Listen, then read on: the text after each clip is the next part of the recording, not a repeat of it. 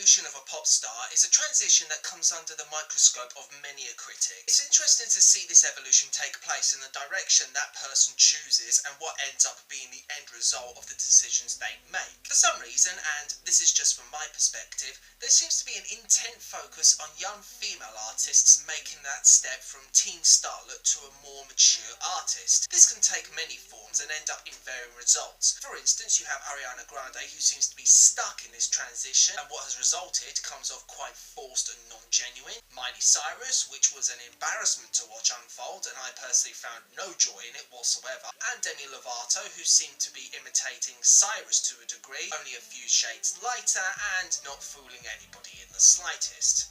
Well, not fooling me at least. What these ladies have in common is that their evolution has taken place over a close period of time. The same cannot be said, however, for Joanna Noel Blagden-Levesque, more commonly known by her stage name JoJo. The mid-2000s starlet who wowed everyone when she burst onto the scene with her most notable tracks Get Out and Too Little Too Late, but after that just faded into obscurity. Behind the scenes, she lost her father, went through a legal battle that lasted almost a decade, and was unable to release any new material other than a few EPs and mixtapes. But now, 10 years after her last album and under a new label, she dropped her third studio album entitled Mad Love, and to be honest, it's not that bad of an album. Opening up on the song Music, which deals with her father's passing and hopes that he'd be proud of what she's doing today, is a truly sentimental piece and one that sets up high expectations for what's to come.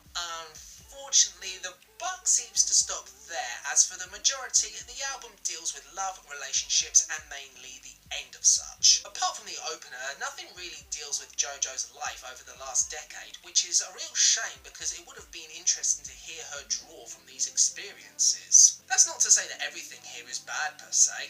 I admit I find it highly entertaining hearing her cuss and swear numerously on this project, as on a few occasions she can pull it off with some decent swagger, namely on Fuck Apologies with guest verse from Khalifa, whom, despite his best efforts, doesn't ruin the track, and FAB featuring rapper Remy.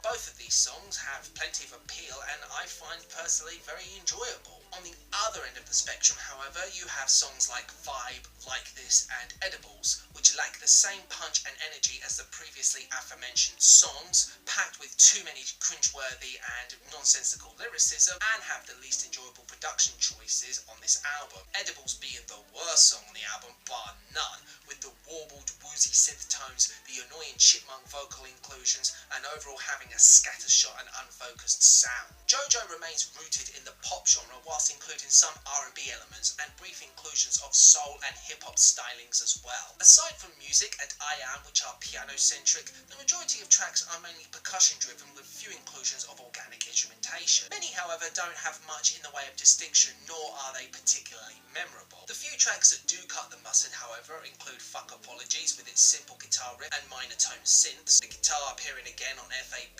where the song has this almost Caribbean feeling to it with the steel drum inclusions, and I do enjoy the subtle undercurrent of horns and the brief electric guitar on the titular track, which gives off the aforementioned soul vibe. So, is this a strong return for JoJo? Well, it's fine enough. I won't go as far as to say that this is the best pop album of the year, because I can definitely list off a few that are way better than Mad Love, but it's fine enough as it is. For me, there's not much in terms of memorable melodies. I think the organic instrumentation could have done with taking centre stage a lot more. The percussion and synths are in need of cleaning up, and on a few occasions, unnecessarily I might add, you have some tracks where JoJo's vocals are either auto-tuned or layered with effects. But the noticeable change in lyrical attitude, becoming more adult in her lyrics, is a welcoming shift in attitude and swagger that I find myself embracing it, and I would love to see this avenue explored a lot more in future projects. So, it's a slight recommendation, but a recommendation nonetheless to those who are curious enough to check this album out.